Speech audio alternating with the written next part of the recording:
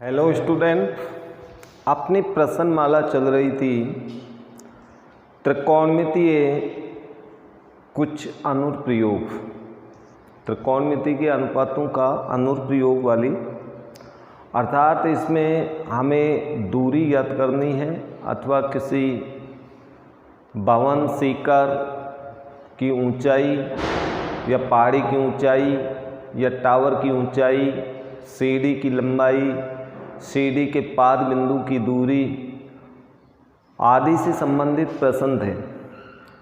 और इन प्रश्नों को हल करने के लिए आपके पास दो तरह के कोण बताए थे।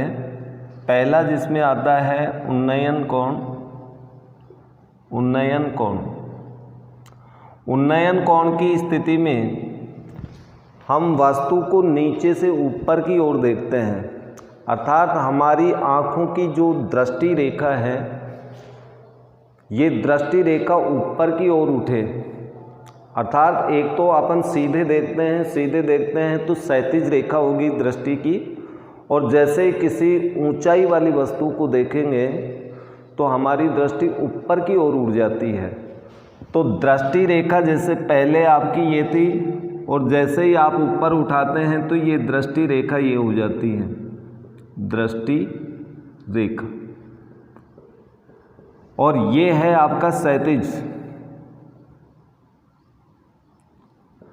यहां ऊंचाई पे आप देख रहे हैं तो इस प्रकार से एक समकोण ट्रायंगल की रचना होगी। ये वाला जो कोण होता है थीटा, इसे उन्नयन कोण कहता है। उन्नयन कोण की स्थिति में ऐसा एक समकोण त्रिभुज बनेगा, और समकोण त्रिभुज में यदि अपन को ये लंब और आधार मालूम है तो tan का सूत्र लगाना है, लंब और कर्ण मालूम हो तो sin का सूत्र लगाना है, आधार और कर्ण मालूम हो तो कोस का। यानी ये तीन त्रिकोणमितीय सूत्रों का प्रयोग करके ही अपन को इस प्रश्नमाला के सभी प्रश्न हल करने हैं, जिसमें इसका होता है लंब बटा आधार, ये होगा आपका लंब बटा कर्ण, और ये होता है आधार बटा कर्ण। इन तीन सूत्रों की सहायता से हम पूरी प्रश्नमाला के प्रश्न करेंगे। √2 का मान कहीं पे रखना पड़े तो आप ये रखेंगे। √3 का मान आप 1.732 यदि प्रश्न में दे रखा हो तो वो ही मान रखना है, अन्यथा अपन को √2 और √3 का मान ये रखना है। हर के अंदर रूट वाली संख्या आ जाए तो प्रमेयीकरण करना है, अन्यथा आपको प्रमेयीकरण नहीं करना, रूट के अंदर भी उत्तर दे सकते हैं। इस प्रश्नमाला के अंदर सभी की इकाई मीटर में होगी, अर्थात सभी दूरियां मीटर में होंगी, उत्तर भी मीटर में ही आपको प्राप्त होगा। दूसरा एंगल आपको बताया था अवनमन कोण। अवनमन कोण, जब हम किसी वस्तु को ऊपर से नीचे की ओर देखते हैं, जैसे मान लो कि आप किसी भवन की छत के ऊपर हैं, या किसी टावर के ऊपर है, या किसी मीनार की शिखर पर है, और वहाँ से नीचे भूमि पर आती हुई किसी वस्तु को या भूमि के किसी बिंदु को ऊपर से नीचे की तरफ देखते हैं, तो ऊपर पहले आपकी क्षैतिज रेखा ये थी, क्षैतिज दृष्टि, और फिर दृष्टि रेखा नीचे की तरफ आ रही है, तो ये जो एंगल बनेगा ये अवनमन कोण थीटा होगा। लेकिन इस स्थिति में ये एकांतर कोण ये भी थीटा ही होगा, और समकोण ट्रायंगल आपका ये बनेगा। इसमें भी आपको इन्हीं सूत्रों का प्रयोग करना है। और उसके पश्चात या तो मीनार की ऊंचाई पूछेगा, या आपसे ये दूरी पूछेगा, या ये सीधी दूरी, तीनों में से किसी भी दूरी को पूछे, आपको इन्हीं सूत्रों का प्रयोग करना है। अब इसमें आते हैं कि दो प्रकार के समकोण त्रिभुज बनते हैं एक ही प्रश्न के अंदर। एक तो सिंगल त्रिभुज बनना, एक डबल त्रिभुज बनना। सिंगल त्रिभुज वाले एग्जाम्पल अपन ने किए थे, कुछ एग्जाम्पल अपन ने डबल त्रिभुज के भी किए थे। अब इसके आगे अपन और एग्जाम्पल देखते हैं। एग्जाम्पल नंबर 1 से लेके 5 तक के एग्जाम्पल अपने पूर्ण कंप्लीट हो गए थे। नेक्स्ट एग्जाम्पल नंबर 6 है सबसे पहले प्रश्न को अच्छे प्रकार से आप पढ़ लें। पढ़ने के पश्चात प्रत्येक वस्तु को एक रेखा के द्वारा दर्शाएं और रेखा द्वारा दर्शाने के पश्चात आपके पास एक समकोण ट्रायंगल बनेगा। उस समकोण त्रिभुज की सहायता से ही आपको आंसर निकालने हैं। समकोण त्रिभुज सिंगल भी बन सकता है और डबल भी बन सकता है। जब डबल त्रिभुज बनते हैं तो वो कई प्रकार से बनते हैं। 2 उदाहरण अपन ने डबल त्रिभुज वाले किए थे, दोनों में अलग अलग चित्र, रेखा चित्र बने थे। अब एग्जाम्पल नंबर 6, इसमें देखिए और अलग प्रकार का बनेगा। एक बहुमंजिल भवन, बहुमंजिल यानी कई मंजिल वाला एक भवन है, उसके सीकर से एक 8 मीटर ऊंचे भवन के सीकर तथा तल के अवनमन कोण क्रमशः 30 और 45 डिग्री हैं। बहुमंजिल भवन की ऊंचाई तथा दोनों भवनों के बीच की दूरी ज्ञात करें। ये एग्जाम्पल नंबर 6 है। और छठे एग्जाम्पल में देखिए आकृति कैसे बनेगी। अपन पहले मान लेते हैं ये एक बहुमंजिल भवन है जिसका नाम AB है, और दूसरा भवन भी तो भूमि के ऊपर, दोनों भवन भूमि पे खड़े होंगे। चाहे भवन हो, चाहे पहाड़ी हो, चाहे मीनार हो, चाहे खम्बा हो, चाहे टावर हो, चाहे अन्य कोई वस्तु, पेड़ हो, सब के सब भूमि के साथ 90 डिग्री का कोण बनाते हैं और भूमि क्षैतिज रेखा का काम करती है। यहाँ पर एक दूसरा भवन है ये। इस भवन सीढ़ी की ऊंचाई आपको 8 मीटर दे रखी है। ये बहुमंजिल भवन है, ये 8 मीटर ऊंचा भवन है। यहाँ से आप इस भवन को देख रहे हैं। जब आप यहाँ पर बैठे हैं तो आपकी दृष्टि रेखा तो ये होगी, यानी क्षैतिज रेखा ये होगी। जब आप इसके सीकर को देखेंगे, भवन के सीकर को, तो अवनमन कोण 30 डिग्री, और जब आप इसके तल को देखेंगे, तल मीन्स इसके आधार बिंदु को, जब यहाँ से इसे तल को देखेंगे तो अवनमन कोण बढ़ के 45 डिग्री हो गया। इस 45 का एकांतर कोण ये है और इसका एकांतर कोण यहाँ बनेगा। लेकिन यहाँ पर कैसे कोण बने? यहाँ कोण बनेगा जब इस भवन का अपन क्षैतिज खींचें, तो यहाँ पर इस भवन का पहले सीकर का क्षैतिज खींचना पड़ेगा और सीकर का क्षैतिज ये हो गया, तो ये कोण 30 डिग्री होगा, एकांतर कोण। इस प्रकार से अपने पास ये समकोण त्रिभुज 2 बन गए हैं। एक बड़ा त्रिभुज ABC जिसमें कोण 45 है, ये B 90 है। ये बहुमंजिल भवन की ऊंचाई है, ये दोनों भवनों के बीच की दूरी है। एक समकोण त्रिभुज आपका ये वाला बन रहा है AED। तो दोनों समकोण त्रिभुजों से अपन को मान ज्ञात करना पड़ेगा। जब ये 8 होगा तो ये भी 8 ही होगा, क्योंकि नीचे आयत बन रहा है। तो आप सबसे पहले यहाँ पर मान लें, माना बहुमंजिल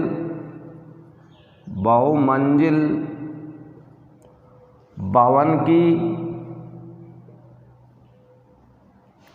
ऊंचाई, और इस ऊंचाई का नाम है AB। ये मान लिया हमने H मीटर, यानी AB का मान यहाँ से यहाँ तक की ऊंचाई ये H मीटर है, तथा दोनों भवनों के मध्य दूरी, दोनों भवनों के मध्य दूरी, ये दूरी अपन मान लेते हैं x मीटर।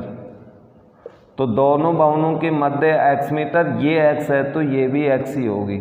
आयत की आमने सामने की भुजा बराबर होती है,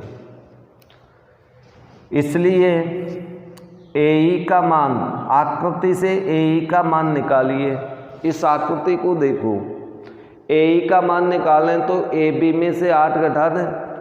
भाई संपूर्ण ऊंचाई h है, h में से अपन 8 घटा दें तो AE का मान हमें प्राप्त होगा, AE h माइनस 8 मीटर, तथा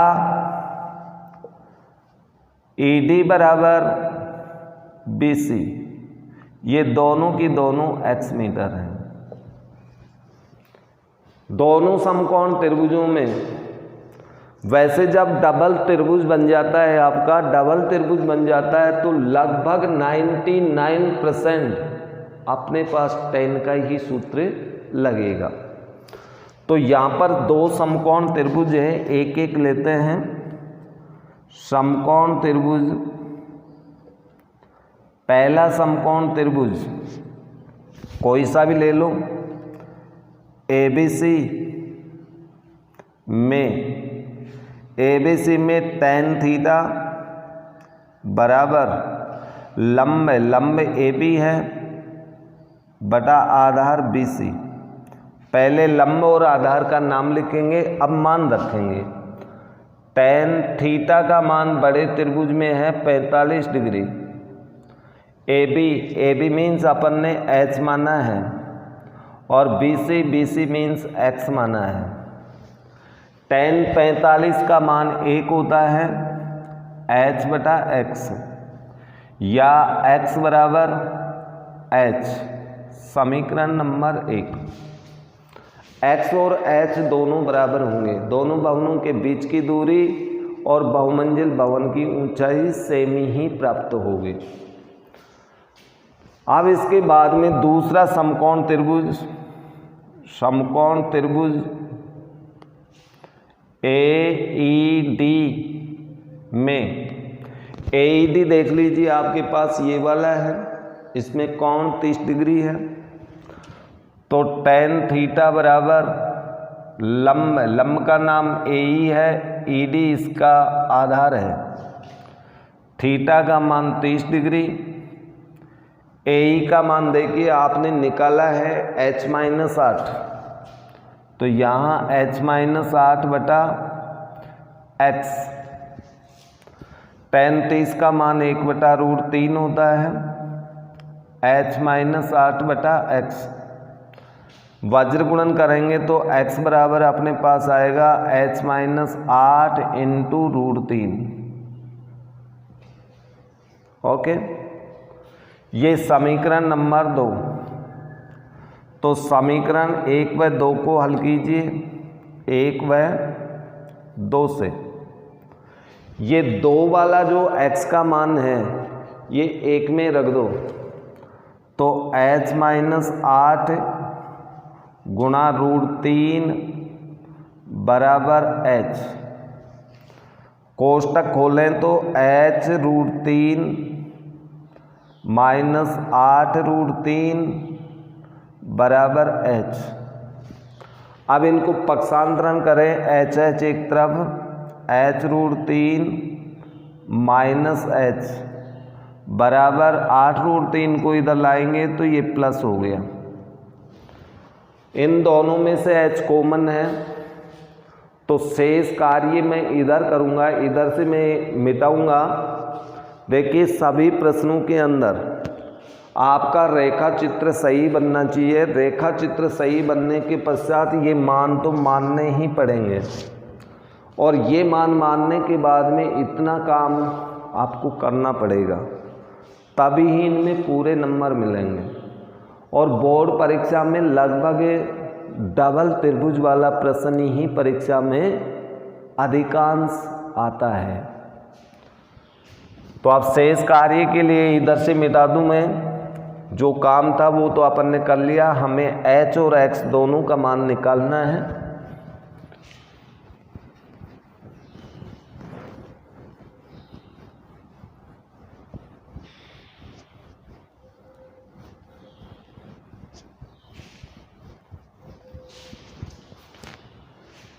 इन दोनों पदों में से h कॉमन है तो अंदर बचेगा √3 - 1 बराबर 8√3। h बराबर 8√3 बटा √3 - 1 भाग में चला जाएगा, लेकिन भाग के अंदर रूट वाली संख्या तो इसका प्रमेयीकरण करना पड़ेगा। h बराबर 8√3 बटा √3 - 1 प्रमेयीकरण के लिए आप √3 + 1 से गुणा करेंगे, अंश व हर को प्लस चिन्ह से, क्योंकि इसमें माइनस चिन्ह है तो विपरीत चिन्ह से गुणा करते हैं। ऊपर गुणा करने पर 8√3 इंटू √3 + 1 बटा नीचे प्रमेयीकरण होगा पहले पद का वर्ग 3 माइनस दूसरे पद का वर्ग 1 में दोनों गुणनखंड 1 प्लस का 1 माइनस का है। कुल मिला के अपने पास आ गया 8√3 इंटू √3 + 1 बटा 2 और 2 का भाग 8 में चला जाएगा, 4 आ गया। 4√3 इंटू √3 + 1 h का मान ये प्राप्त हुआ। अब h का मान आप रूट में भी लिख सकते हो और चाहो तो आप √3 का मान रख कर के और इसका मान 0.2 में भी प्राप्त कर सकते हो। √3 को अंदर गुणा कर दें तो हम इसका मान ये भी लिख सकते हैं 4, √3 को √3 से गुणा किया 3 + √3 मीटर। h का मान ये प्राप्त हो गया। और समीकरण नंबर 1 से x बराबर b ये ही मान होगा। x बराबर h तो h का मान है 4 × 3 + √3 मीटर, अर्थात दोनों भवनों के मध्य की दूरी ये होगी और बहुमंजिल भवन की ऊंचाई ये प्राप्त होगी। तो इस तरह से अपन उत्तर निकाल सकते हैं रूट के अंदर भी, और चाहें तो आप √3 का मान भी रख सकते हैं।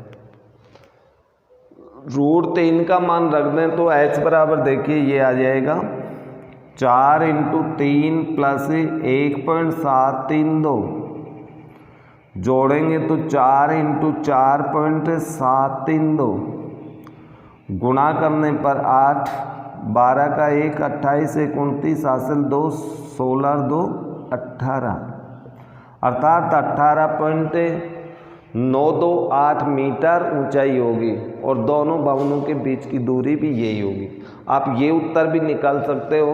वैसे बुक के अंदर एग्जाम्पल है तो उसमें उत्तर यही दिया हुआ है, तो आप यहीं पे आप प्रश्न को स्टॉप कर दें। ओके, तो ये आपका एग्जाम्पल नंबर 6 था।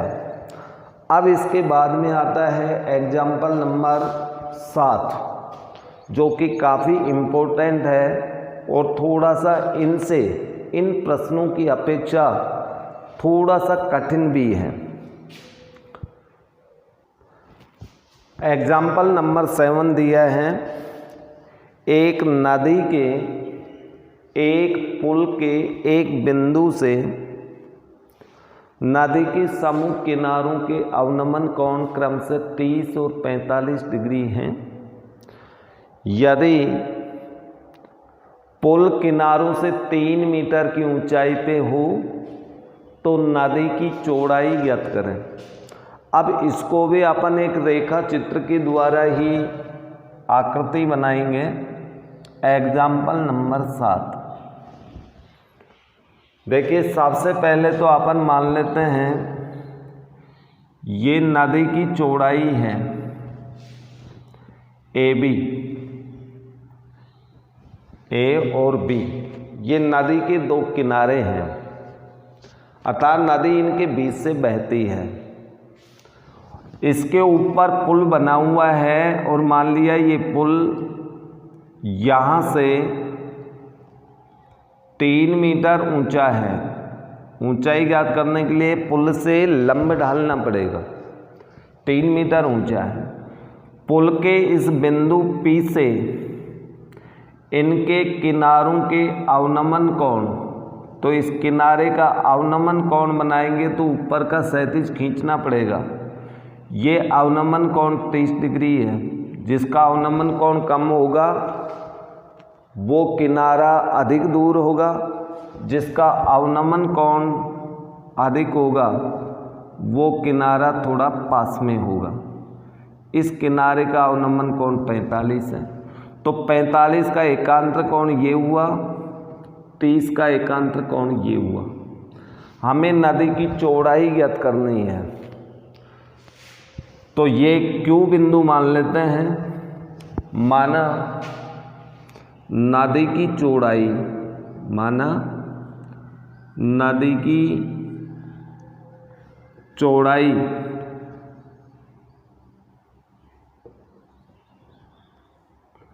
AB बराबर x मीटर मान लेता हूँ, अर्थात यहाँ से यहाँ तक की दूरी x मीटर है।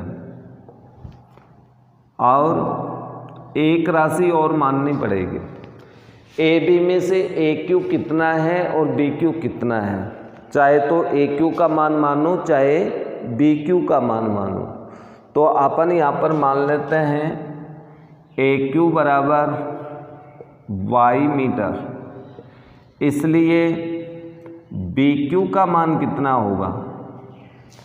जब AQ को मैं y मान लूँगा तो BQ का मान x में से इसको घटाना पड़ेगा ना। AQ को x में से AQ घटाएंगे, AQ मीन्स y, तो BQ का मान हमें प्राप्त होगा। तो BQ का मान ये होगा, AQ का मान ये होगा। और नदी की चौड़ाई x, अर्थात हमें x का मान निकालना है। तो यहाँ भी दो समकोण त्रिभुज बन गए। अब देखो दोनों समकोण त्रिभुज अलग टाइप से बने। इससे पूर्व एग्जाम्पल नंबर 6 में दो समकोण त्रिभुज बिल्कुल अलग टाइप से बन रहे थे। तो समकोण त्रिभुज पहला, समकोण त्रिभुज कौन सा लूँ, PQA में, PQA में देखिए ये लंब मालूम है, AQ इसका आधार मालूम है, तो अपन को tan का सूत्र लगाना पड़ेगा। tan थीटा बराबर लंब PQ बटा आधार AQ।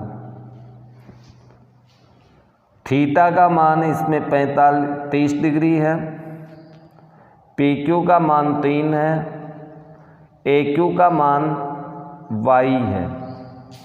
tan 30 का मान 1/√3 होता है, 3/y, वज्र गुणन करेंगे तो y बराबर 3√3, समीकरण नंबर 1। y का मान तो हमें प्राप्त हो गया इसको वज्र गुणन करने से, लेकिन हमें तो नदी की चौड़ाई x का मान चाहिए। तो समकोण त्रिभुज दूसरा वाला लेते हैं, त्रिभुज PQB में, इसमें भी tan का सूत्र, tan थीटा बराबर PQ बटा BQ। थीटा का मान इसमें 45 है, PQ का मान वही 3, BQ का मान x माइनस y है। tan 45 का मान 1 होता है, 3/x माइनस y। पक्षांतरण करेंगे तो x माइनस y 1 से गुणा होगा, बराबर 3। ये x बराबर 3 + y, समीकरण नंबर 2। अब समीकरण 1 व 2 को हल कीजिए, 1 व 2 से। इन दोनों समीकरणों को हल करेंगे तो x का मान आएगा, अर्थात ये y का मान इसमें रख दें तो x बराबर हमें प्राप्त होगा 3 + 3√3। दोनों में से हम 3 कॉमन ले सकते हैं, तो 1 + √3 मीटर। आपका उत्तर ये भी सही है। अन्यथा आप √3 का मान रख दें। √3 का मान रखेंगे तो देखिए क्या आता है, x बराबर 3 × 1 + 1.732, दोनों को जोड़ेंगे तो 3 × 2.732, कोष्टक खोलने पर 3 से गुणा होगा, 6 9 21 हासिल 2 6 2 8 मीटर, यानी 8.196 मीटर, लगभग 8.2 मीटर नदी की चौड़ाई होगी। तो इस तरह से अपने पास डबल त्रिभुज वाले और सिंगल त्रिभुज वाले क्वेश्चन देखने को मिलेंगे। आपके पास किताब में केवल यही हल दे रखा है, 3 कोष्टक √3 + 1, 1 + √3 और √3 + 1 में कोई अंतर नहीं है, तो आपको यही उत्तर दे रखा है। लेकिन आप √3 का मान रख दें तो आपको उत्तर ये प्राप्त होगा। ओके, तो इस तरह से इस प्रश्नमाला में 7 एग्जाम्पल थे, 7 एग्जाम्पल अपन ने हल कर लिए। अब इसके बाद में प्रश्नमाला 9.1 में प्रश्न देखते हैं। वैसे आप लोगों ने प्रश्न निकाले भी होंगे तो बहुत सारे प्रश्न हल भी हो गए होंगे, लेकिन फिर भी कुछ स्टूडेंट्स ने प्रश्न पूछे हैं, तो जो प्रश्न पूछे गए वो प्रश्न पहले आपको बता देता हूँ। प्रश्न संख्या 2 आपकी प्रश्नावली 9.1 में, यानी 9.1 प्रश्नमाला, एक ही प्रश्नमाला है, इसमें एक ही एक्सरसाइज है 9.1। इसका क्वेश्चन नंबर 2 बहुत इम्पोर्टेंट प्रश्न है, बोर्ड परीक्षा में आया हुआ प्रश्न है। आंधी चलने से एक पेड़ टूट जाता है और टूटा हुआ भाग जमीन पर,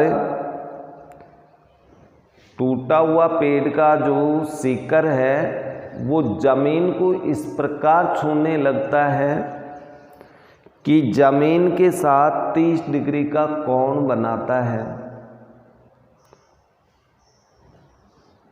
तब पेड़ के पाद बिंदु से, जहाँ पेड़ का शिखर जमीन को छूता है, उसकी दूरी 8 मीटर है, तो पेड़ की ऊंचाई ज्ञात करो। तो सबसे पहले प्रश्न को समझने की चेष्टा कीजिए। ये आपका पेड़ है जो भूमि के ऊपर लंबवत खड़ा है। पेड़ AB भूमि पर खड़ा है। आंधी चलती है और आंधी चलने से ये पेड़ टूटेगा और टूट करके इसका शिखर भूमि को छुएगा। टूट के ऐसे ही तो आएगा पेड़, लेकिन मान लीजिए यहाँ से ये पेड़ टूट गया। टूटने के पश्चात ये A बिंदु अर्थात ऊपर का जो तना है वो इस प्रकार सीधा लंबवत, इस प्रकार से बिल्कुल सीधा रहेगा ना, ये ऊपर का भाग यूं आकर के यूं गिर जाएगा और ये जमीन को छूने लगता है। जहाँ जमीन को ये छूता है, जमीन के साथ 30 डिग्री का कोण बना रहा है। पेड़ का पाद बिंदु B है। पाद बिंदु से जहाँ जमीन को ये छू रहा है, इस बिंदु की दूरी 8 मीटर है। ये दूरी आपको 8 मीटर दे रखी है। तो पेड़ की ऊंचाई ज्ञात करो। अब इस पेड़ की ऊंचाई तो आपकी पहले ये थी, यहाँ से लेके यहाँ तक पेड़ तो इतना ऊंचा है, लेकिन समकोण ट्रायंगल तो OBC बन रहा है। OBC में अर्थात टूटने के बाद जो पेड़ का ये हिस्सा जो ठूंठ के रूप में बचा है, इसकी भी तो कुछ ऊंचाई होगी और इसको अपन मान लेते हैं कि ये x मीटर है। ये कितनी है, x मीटर। इसको अपन x मान लेंगे तो ये ऊपर का भाग कितना बचा, इस h को संपूर्ण ऊंचाई में से घटाना पड़ेगा ना, अर्थात h माइनस x, ये इसका मान होगा। और जब इसका मान ये होगा तो ये टूट करके ये हिस्सा इधर आ गया, तो इसका मान भी h माइनस x ही होगा। इतना मीटर आपकी ये दूरी होगी।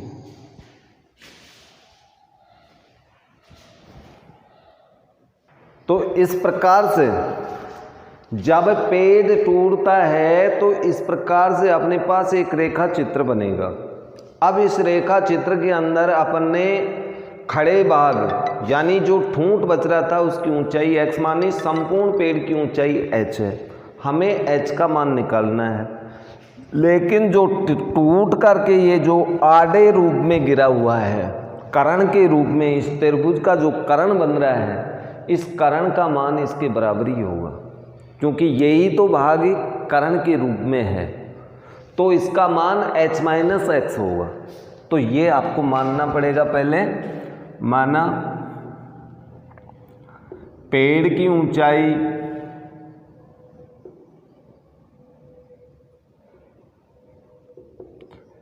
AB बराबर h मीटर तथा टूटने के बाद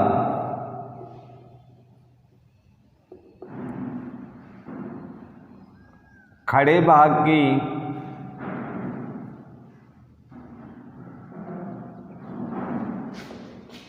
ऊंचाई ये हमने मानी है OB बराबर x मीटर। देखो स्पष्ट रूप में लिख दिया है मैंने, इसलिए OA बराबर OC बराबर h माइनस x मीटर, ये मान ये होगा। तो समकोण त्रिभुज,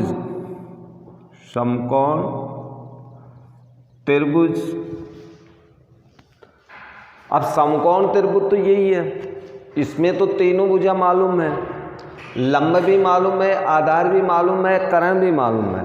तो पहले लेते हैं लंब और आधार। लंब आधार में tan का सूत्र लगेगा, OBC में tan थीटा, tan थीटा बराबर OB बटा आधार BC, थीटा का मान 30 डिग्री, OB का मान x, BC का मान 8, 1 बटा √3, 35 का मान होता है x √3 बराबर 8, वज्र गुणन कर दिया, x बराबर 8 बटा √3, x का मान हमें प्राप्त हो गया। अब पुनः समकोण त्रिभुज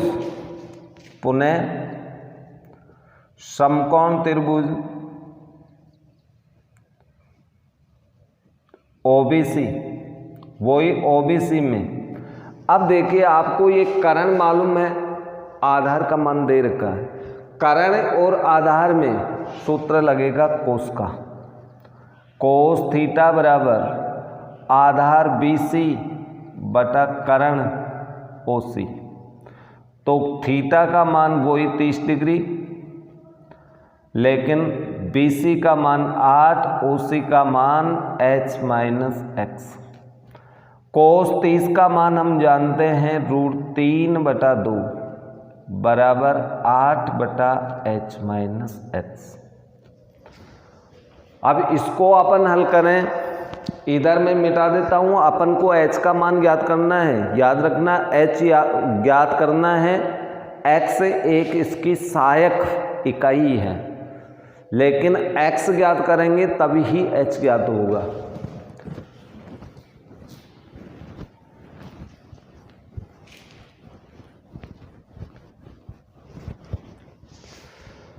इसको इधर हल कर रहा हूं, वज्र गुणन करो, h माइनस x √3। तो यहां पर अपन वज्र गुणन कर दिया, वज्र गुणन करने पर ये मान आ गया इसको आगे हल करें, ये समीकरण नंबर 2 दे देता हूँ। समीकरण 1 व 2 से, 1 व 2 से चलो मान रखो h माइनस x का मान 8/√3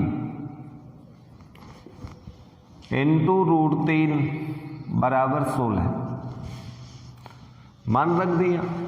तो इसको वज्र गुणन कोष्टक खोलेंगे तो h√3 माइनस 8 √3 से गुणा करेंगे तो √3 कट जाएगा बराबर 16।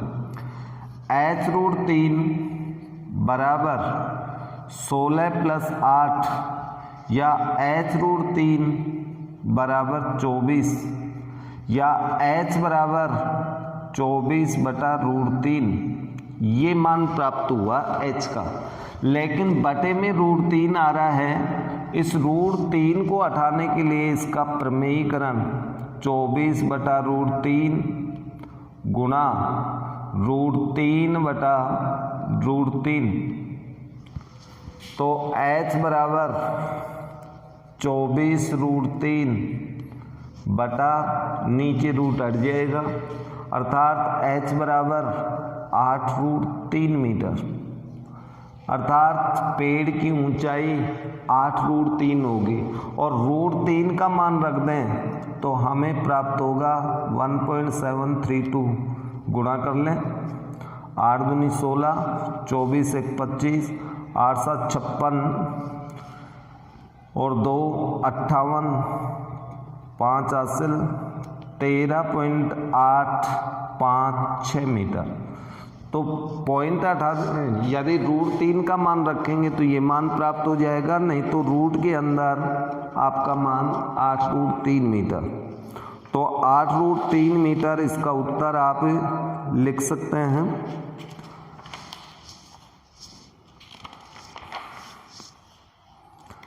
वैसे 8√3 ही आपको दे रखा है, आपको बुक्स के अंदर आंसर ये दे रखा है, तो यहाँ तक ही करना। √3 का मान रखने पर ये आएगा।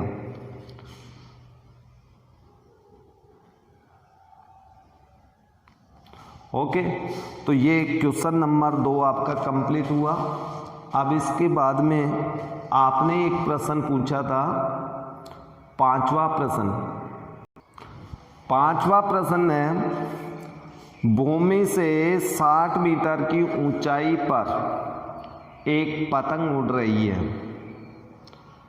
पतंग में लगी डोर को अस्थायी रूप से भूमि के एक बिंदु से बांध दिया गया।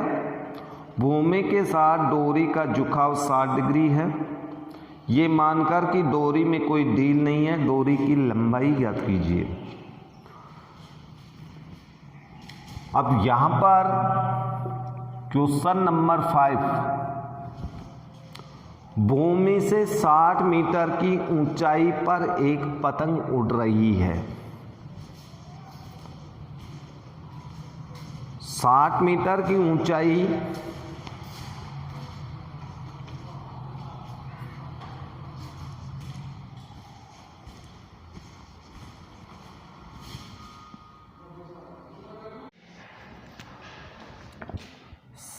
मीटर की ऊंचाई पर AB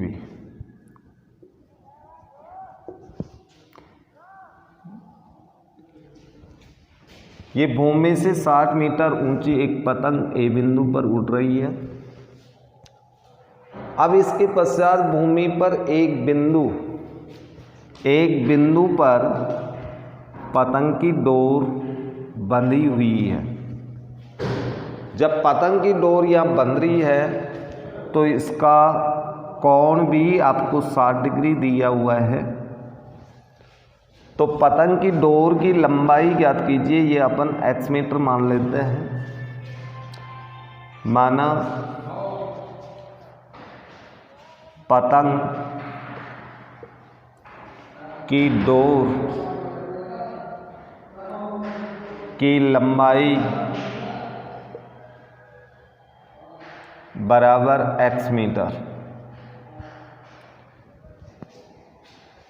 यानी पतंग की डोर भूमि के बिंदु C पर बंधी हुई है, डोर के अंदर किसी प्रकार की ढील नहीं है, तो डोर पतंग की ऊंचाई और भूमि के बीच में एक समकोण ट्रायंगल बन गया आपका, और इस समकोण ट्रायंगल के अंदर हमें x का मान ज्ञात करना है, यानी डोरी की लंबाई ज्ञात करनी है जो x मान रखी है। तो समकोण त्रिभुज ABC में देखिए ये लंब है, ये कर्ण है, लंब कर्ण में तो साइन का सूत्र लगेगा, तो इसमें साइन थीटा बराबर लंब AB बटा कर्ण AC। Sine theta means 60 degree, AB का मान है 60, AC x दिया हुआ है। साइन 60 का मान हम जानते हैं √3/2 बराबर 60/x। वज्र गुणन करें तो x√3 बराबर 120 या x बराबर 120/√3। इसका प्रमेयीकरण करेंगे तो 120/√3 गुणा √3/√3 या x बराबर 120√3/3 या x बराबर 40√3 मीटर, अर्थात डोरी की लंबाई 40√3 मीटर होगी। तो इस तरह से इस क्वेश्चन नंबर 5 में केवल एक सिंगल त्रिभुज आपका बना हुआ था, और ये एक छोटा प्रश्न था, लेकिन आप लोगों ने पूछा इसलिए ये बताया गया है। ओके, तो ये क्वेश्चन नंबर 5 हो गया। अब 5 के बाद में आपका प्रश्न संख्या 7वां प्रश्न है कि एक 20 मीटर ऊंचे भवन के शिखर पर एक संचार मीनार लगी है, तो भूमि के किसी बिंदु से उस संचार मीनार के तल और शिखर के उन्नयन कोण क्रमशः 45 व 60 डिग्री हैं। मीनार की ऊंचाई ज्ञात करो। देखिए प्रश्न को समझने की कोशिश करें आप लोग। एक भवन है जिसकी ऊंचाई 20 मीटर। अब देखो सबसे पहले अपन एक भवन बनाते हैं, ये भवन है।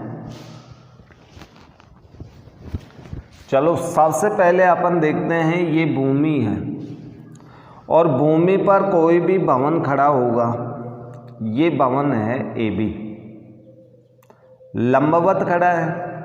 भूमि पर एक बिंदु है, ये C है। इस भवन की ऊंचाई आपको 20 मीटर दे दी। इस भवन के ऊपर एक संचार मीनार है, ये संचार मीनार बना लेते हैं। ये इसके ऊपर है, भवन के ऊपर है, तो भवन के ऊपर सीधी बनाइए आप। ये संचार मीनार है A बिंदु के ऊपर P बिंदु तक। इस संचार मीनार की ऊंचाई अपन को निकालनी है, तो ये अपन h मीटर मान लेते हैं यहाँ से यहाँ तक। संचार मीनार की ऊंचाई h। भूमि के बिंदु से संचार मीनार का तल का उन्नयन कोण आपको दिया हुआ 45 डिग्री, और इसी बिंदु से संचार मीनार के शिखर का उन्नयन कोण है, ये है 60 डिग्री। तो ये दो समकोण त्रिभुज बन गए, एक त्रिभुज ABC, दूसरा PBC। PBC के लिए 60 डिग्री का कोण, ABC के लिए 45 डिग्री का कोण, और हमें h का मान निकालना है। माना संचार मीनार की ऊंचाई कौन सी, AP बराबर h मीटर। इसलिए अब अपन ज्ञात करते हैं पीबी। पीबी बराबर होगा h प्लस 20 मीटर। पीबी का मान तो यही होगा।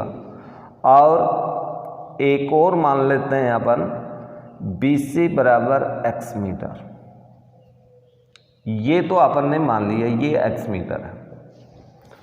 अब दोनों समकोण त्रिभुजों को हल करके अपन h का मान निकालेंगे।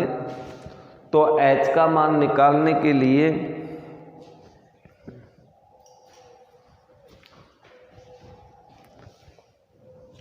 समकोण त्रिभुज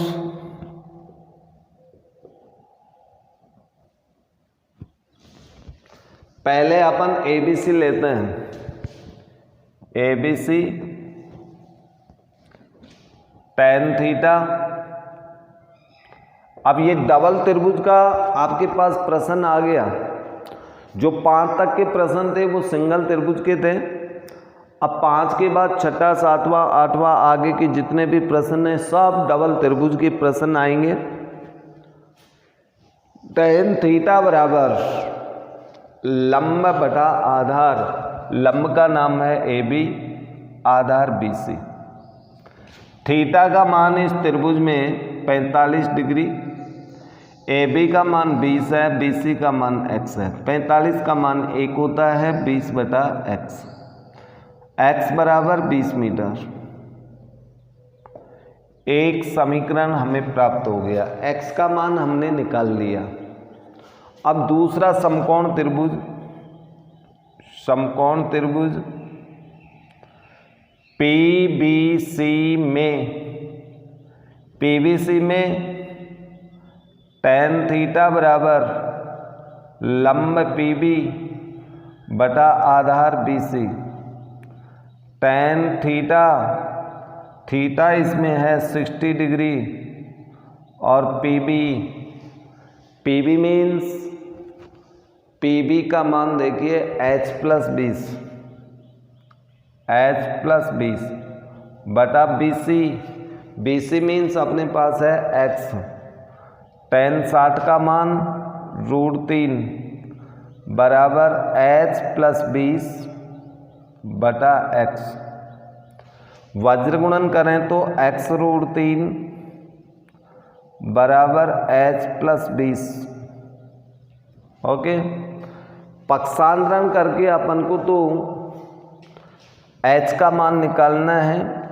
h बराबर x √3 माइनस 20 बराबर समीकरण 2। अब इस समीकरण 2 में x का मान रख दें तो h का मान स्वतः ही प्राप्त हो जाएगा। तो समीकरण नंबर 1 व 2 से समीकरण 1 वाला मान 2 में रखेंगे तो h बराबर 20 √3 माइनस, एक मिनट, इसका मान रख दिया x का 20 माइनस 20।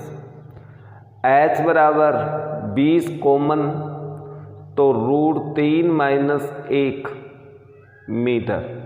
या तो आपका उत्तर ये होगा, और यदि ये उत्तर नहीं है तो √3 का मान रख दें आप।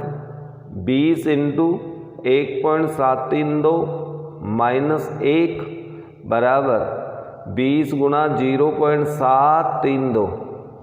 20 से गुणा करें 0, 4, 6, 14, 0.3 अंक पहले, अर्थात 14.64 मीटर आपका उत्तर होगा। या फिर आपको उत्तर माला में उत्तर रूट के रूप में ही मिल जाएगा। आपको √3 के मान रखने की कोई आवश्यकता नहीं है, लेकिन फिर भी आप पूरा मान निकालना चाहें तो ये आएगा।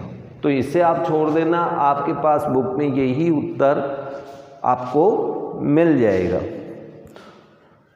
तो इस तरह से अपना 7वां प्रश्न हल हो गया इसका। इसके बाद में आप लोगों ने इसमें प्रश्न पूछा है 8वां प्रश्न और देख लेते हैं। एक पेडस्टाल की शिखर पर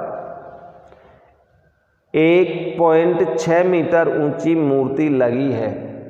पेडस्टाल की शिखर पर, पेडस्टाल का मतलब है पेड़ पर बैठने का कोई स्थान है, उसके ऊपर 1.6 ऊंची मूर्ति लगी है। भूमि के एक बिंदु से मूर्ति के शिखर का उन्नयन कोण 60 और उसी बिंदु से पेडस्टाल की शिखर का उन्नयन कोण 45 है। पेडस्टाल की ऊंचाई ज्ञात कीजिए।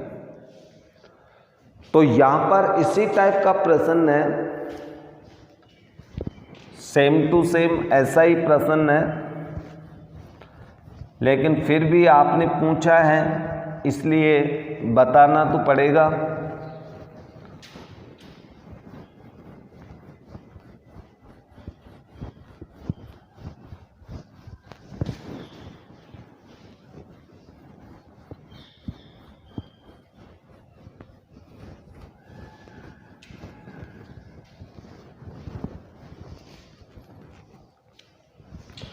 क्वेश्चन नंबर 8,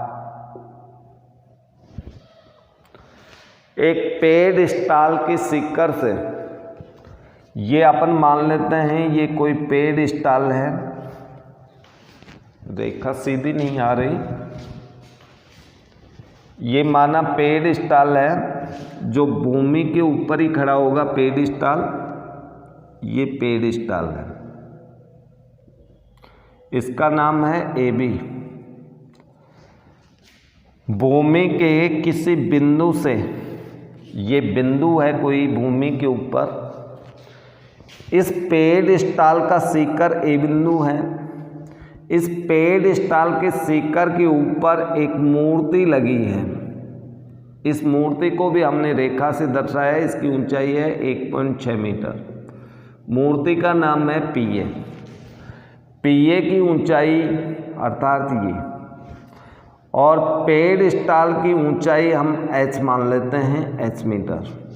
तो इसका h का मान निकालना है। प्रश्न क्या कह रहा है कि भूमि के किसी बिंदु से मूर्ति के शिखर का उन्नयन कोण 60 डिग्री है। ये कोण 60 डिग्री है शिखर का।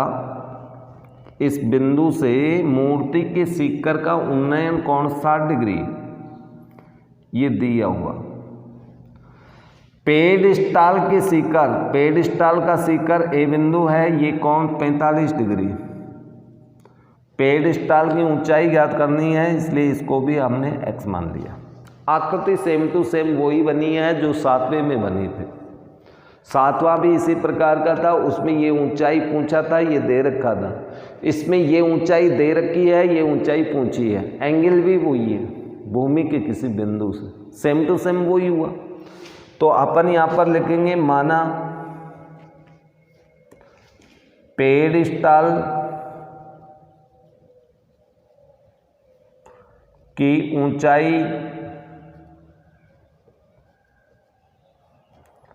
h मीटर, इसलिए PB बराबर h प्लस 1.6 मीटर। दोनों को जोड़ने पर अपने पास PB का मान आएगा, और BC बराबर x मीटर। तो समकोण त्रिभुज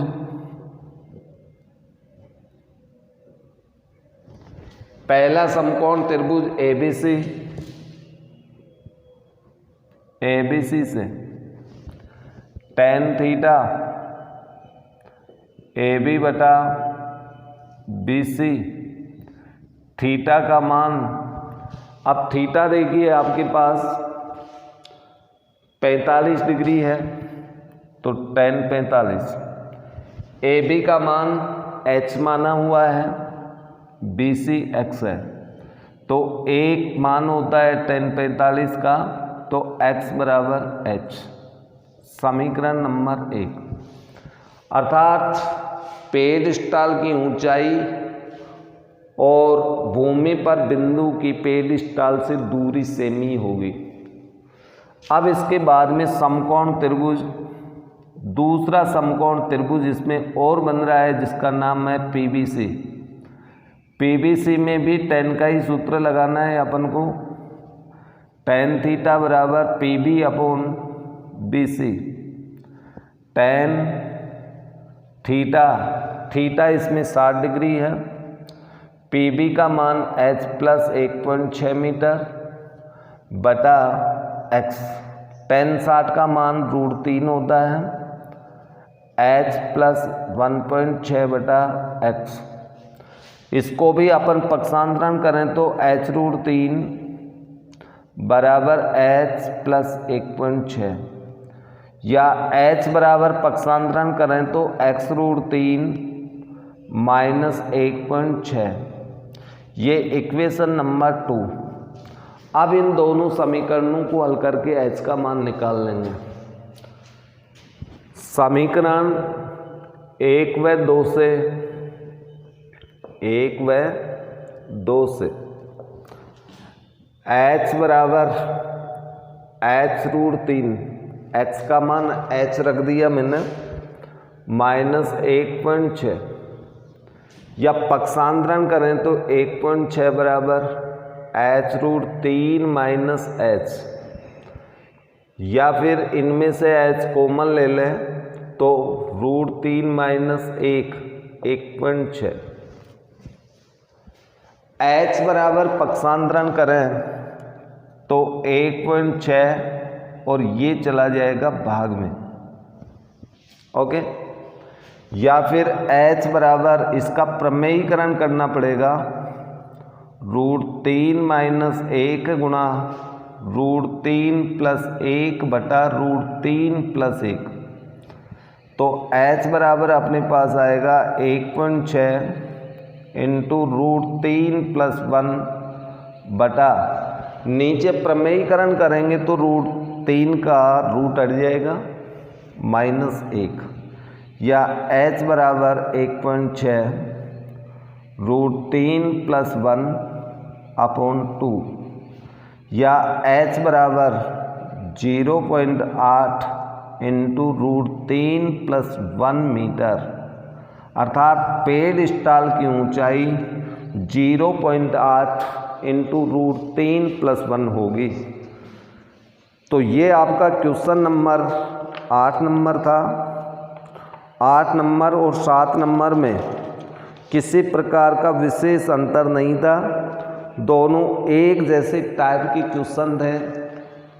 तो इस तरह से आपने डबल त्रिभुज वाले क्वेश्चन इसमें हुए जो कि विभिन्न विद्यार्थियों ने पूछे थे, और इस प्रश्नमाला में शेष प्रश्न आप निकाल के देखना। जो भी प्रश्न नहीं आए वो प्रश्न आप नेक्स्ट वीडियो के अंदर पूछ लें। नेक्स्ट क्लास अपन लेके आए, नेक्स्ट वीडियो जब तक लेके आए तब तक के लिए इजाज़त दीजिए। धन्यवाद।